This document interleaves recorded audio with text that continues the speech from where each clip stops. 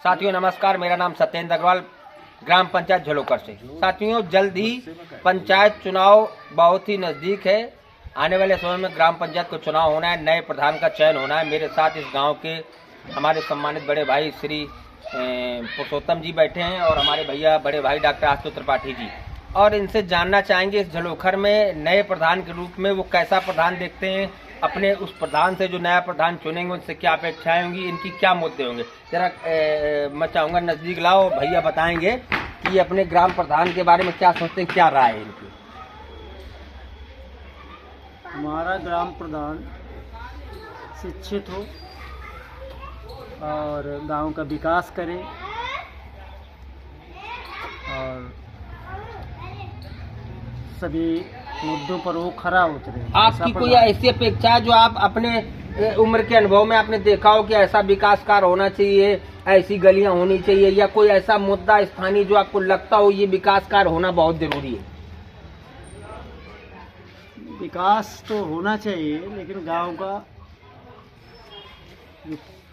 ऐसा गांव बनाए जिससे पर्यटन स्थल का विकास हो, देवी जी का विकास हो और गांव स्वच्छ और समृद्धिशाली बने। अपने गांव में झलोखर में एक भैया रानी का तालाब है, तो उस तालाब में आने वाले सन 47 से आज तक विकास कार्यों के रूप में अभी पर्यटन विभाग ने उसको मतलब पर्यटन विभाग का दर्जा दे दिया है, आपको पता भी होगा, और एक बढ़िया शौचालय बन गया। इसके अलावा भी कुछ ऐसा मुद्दा होता है, कुछ लगता है कि आपको एक ऐसी चीज बननी चाहिए जो गांव के लिए यूनिक हो, जो जिससे गांव प्रभावित हो, गांव के लोगों का मुद्दा हो, कोई ऐसा काम जो आपको लगता हो कि होना ही चाहिए?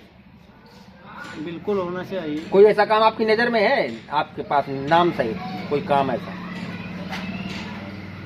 गांव का विकास, लाइट की व्यवस्था, शिक्षा की व्यवस्था। ठीक है, हमारे साथ हमारे बड़े भाई डॉक्टर आशुतोष त्रिपाठी जी मौजूद हैं। अब हम इनसे बात करेंगे। इनसे भी पूछना वही प्रश्न है हमारा कि इनका ऐसा क्या मुद्दा है जो जिनको लगता है कि इस नए प्रधान के द्वारा ये कराया जाना चाहिए, या इनके मन में मस्तिष्क में ऐसी कोई बात है? बड़े भैया देखिए, विकास की गुंजाइश सदैव बनी ही रहती है।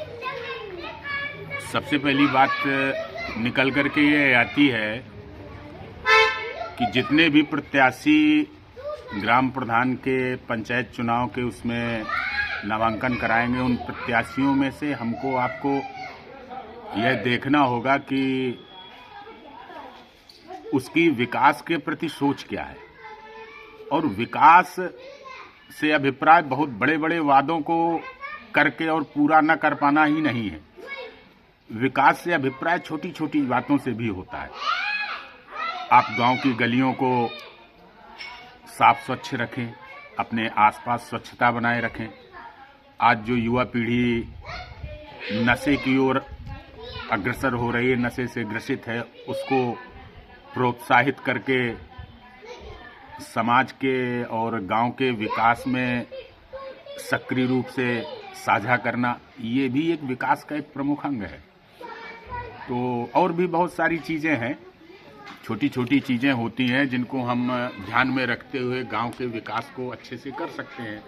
बशर्ते जो ग्राम प्रधान बने उसकी नीयत कैसी है गांव के प्रति, वो बड़ी महत्वपूर्ण हो जाती है।